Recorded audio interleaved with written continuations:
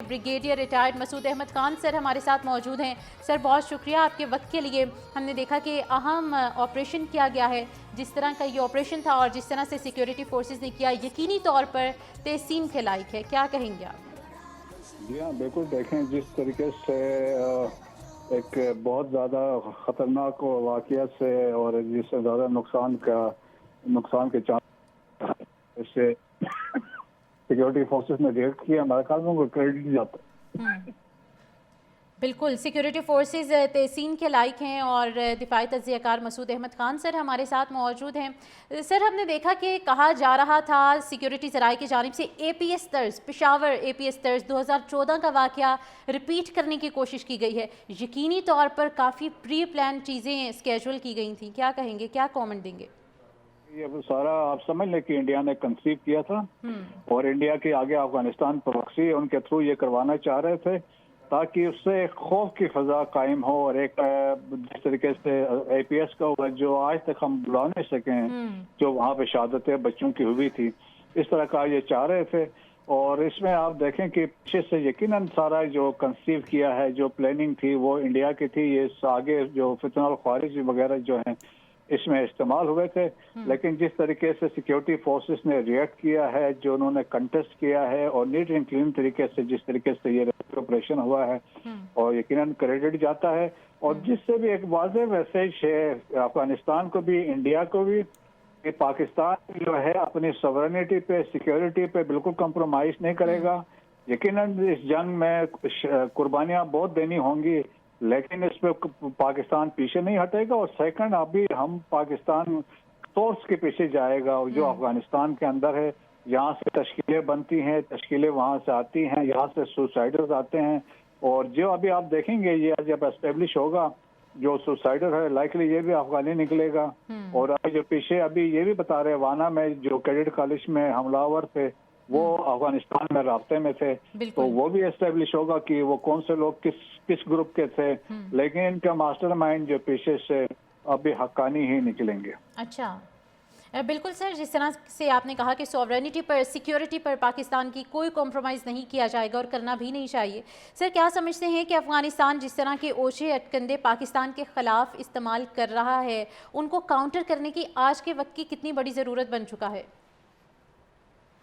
देखें, पाकिस्तान तो हर मुमकिन स्टेप ले रहा है और पाकिस्तान को पता भी है। और पाकिस्तान देखें कि पाकिस्तान की जो सिक्योरिटी फोर्सेस है, पाकिस्तान आर्मी है और फ्रंटियर कोर है, इवन जो खैबर पख्तूनख्वा की जो पुलिस है, CTD वाले हैं, इसी तरह बलोचिस्तान में ये एक इस वार ऑन टेरर में काफ़ी अरसे से इन्वॉल्व, का बैटल हार्डन हम इनको कह सकते हैं। ये भी कुर्बानियाँ दे रहे हैं, तैयारी की हालत में हैं। तो मैसेज यही है कि जो सिक्योरिटी फोर्सेस हैं ये पाकिस्तान में तैयारी की हालत में हैं। यहाँ पे आओगे तो यहाँ भी मारेंगे, लेकिन ये है कि जो जहाँ से ये ओरिजिनेट कर रहे हैं उस तरफ भी जाया जाएगा, क्योंकि हमने जब इस सीज फायर का यही कहा था जब बातचीत हुई है, cease fire is conditional, any attack originating from Afghanistan तो उसके पीछे अफगानिस्तान में जाके फिर उसको स्ट्राइक्स किया जाएंगे। तो यकीनन हम we have the intelligence, we have the capabilities जो हमने अभी डेमोन्स्ट्रेट की है, तो यकीनन उनको एक पैगाम जल्द इनको जवाब जाएगा। बिल्कुल सर, बिल्कुल डायरेक्टली हमने देखा कि स्टेट स्पॉन्सर टेररिज्म थी, भारत की जानिब से ये शुरू की गई और प्रॉक्सी के तौर पर अफ़गानिस्तान ने इसको पूरा किया। इसको हमने कल वाना के अटैक में देखा, आज इस्लामाबाद के अटैक में देखा। और जिस तरह से अफ़गानिस्तान इसको कन्फ्रंट कर रहा है कि भाई हम इस्लामाबाद को फ़तह करने के लिए आ रहे हैं या हम लाहौर में झंडे गाड़ेंगे, क्या समझते हैं इसके ऊपर क्या इनसिक्योरिटीज़ शो हो रही हैं अफ़गानिस्तान की? देखें, ये इनकी तो सोच है, वो फैंटेसीज में रहते हैं और जो वो उन्होंने एक नैरेटिव बनाया है ना कि हमने रशिया को शिकस्त दी, अमेरिका को शिकस्त दी, ऐसा बिल्कुल भी नहीं है। ग्राउंड में कभी ऐसा नहीं हो। अगर हिस्ट्री को कोई पढ़ ले तो अफगानिस्तान में दुनिया भर के सारे हमलावर अफगानिस्तान ही आए हैं। और तो ये हमारा ख्याल में ये फैंटेसी में रहते हैं और ये सिर्फ हिट एंड रन वाली बात करते हैं, गुरिल्ला वगैरह है, बाकी उनके पास तो और कोई कैपेबिलिटी नहीं है। पाकिस्तान एक कन्वेंशनल आर्मी है, पाकिस्तान एक न्यूक्लियर पावर है, बड़ा रिस्पॉन्सिबल स्टेट है। लेकिन पाकिस्तान ये है कि अभी जो है, अभी जिस तरीके से है लीडरशिप हमारी चेंज है यहाँ पे, वो लीडरशिप ऐसी है जो किसी चीज पे कंप्रोमाइज करने को तैयार नहीं है।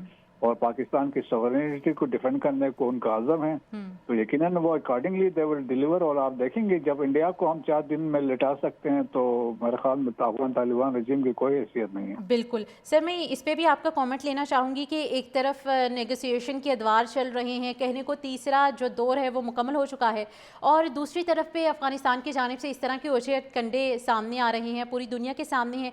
क्या समझते हैं कि मीडिएटर्स का कुछ स्टांस सामने आएगा हमारे सामने? ये बिल्कुल लाइकली हो सकता है क्योंकि मीडिएटर्स असल में उनकी बड़ी कोशिश रही है, वो भी समझ गए हैं अफगानिस्तान कितना ये डीट है, हद दरमीन की कितनी है, क्योंकि सबूत तो हमने दिखाए हैं मीडिएटर्स को भी। तो दैट्स व्हाई मीडिएटर ने उनको कन्फ्रंट किया था विद दैट एविडेंस। तो अभी भी देखें, इसीलिए कि अफगानिस्तान के चांसेस से मजीद आइसोलेशन में जाएगा, मजीद मुश्किलात का फेस करेगा। कुछ पाकिस्तान अभी यकीनन जब स्टेप्स लेगा अफगान ट्रांजिटेड पे और इलीगल अफगान पे, फिर इंटरनेशनल कम्युनिटी की तरफ से भी है, इस वजह से इकदाम होंगे तो मुश्किलात होंगी, फिर वावेला मचेगा कि ह्यूमैनिटेरियन असिस्टेंस, ह्यूमन राइट्स की बात होगी, जबकि अफगानिस्तान के अंदर तो ह्यूमन राइट्स है ही नहीं कोई। अच्छा ब्रिगेड साहब, ये बताइएगा जो मामला अब चल रहे हैं और जिस तरह से हमने देखा कि सालसियों के भी इसमें बहुत अहम रोल था, और हमने ये कहा था कि अब अगर कोई वहाँ से कोई हमला होता है या वो कार्रवाई करते हैं तो सालसियों का रोल इंतहाई अहम हो जाएगा। हम उनको गारंटर बनाया था तो उनसे मामला शेयर करेंगे, डिटेल्स लेंगे। क्या रोल समझ रहे हैं, अब क्या करेंगे सालसी इस मौके पर? देखें, ये सालसी हमने किसी को रिक्वेस्ट नहीं करनी है कि आप आके हमारी बातचीत करवाएं। अब अफगानिस्तान ही रिक्वेस्ट करेगा, जब हम इसके जवाब देंगे। बाकी जो सालसी के लिए हम तो तुर्किया के भी मशकूर हैं, कतर के भी मशकूर हैं, सऊदी इसके भी मशकूर है, यूएई वाकई को भी मशकूर है, क्योंकि उन्होंने कोशिश की कि एक सेटलमेंट अंडरस्टैंडिंग हो। लेकिन जब अफगान तालिबान रजीम इंडिया के गोद में जाके बैठ गए हैं तो उनसे फिर अब क्या तवक्को कर सकते हैं। उन्होंने जहनी तौर पर पाकिस्तान को एक्सेप्ट इन्होंने भी नहीं किया है। तो मेरा ख्याल में फिर ऐसी सूरत में अनलेस, ये बिल्कुल लाइकली हो सकता है क्योंकि मीडिएटर्स असल में उनकी बड़ी कोशिश रही है, वो भी समझ गए हैं अफगानिस्तान कितना ये डीट है, हद दरमीन की कितनी है, क्योंकि सबूत तो हमने दिखाए हैं मीडिएटर्स को भी। तो दैट्स व्हाई मीडिएटर ने उनको कन्फ्रंट किया था विद दैट एविडेंस। तो अभी भी देखें, इसीलिए कि अफगानिस्तान के चांसेस से मजीद आइसोलेशन में जाएगा, मजीद मुश्किलात का फेस करेगा।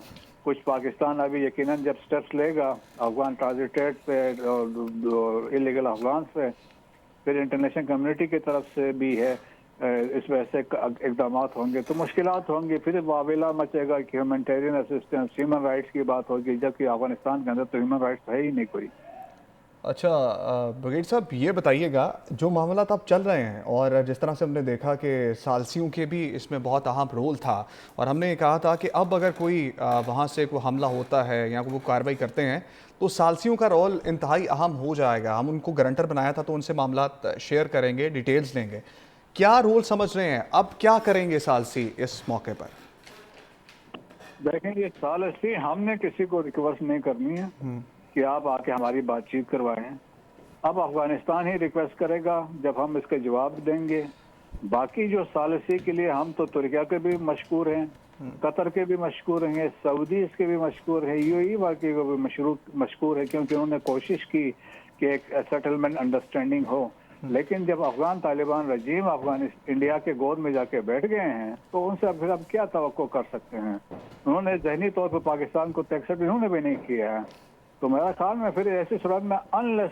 ठीक है ब्रिगेड साहब, बहुत शुक्रिया आपके वक्त का।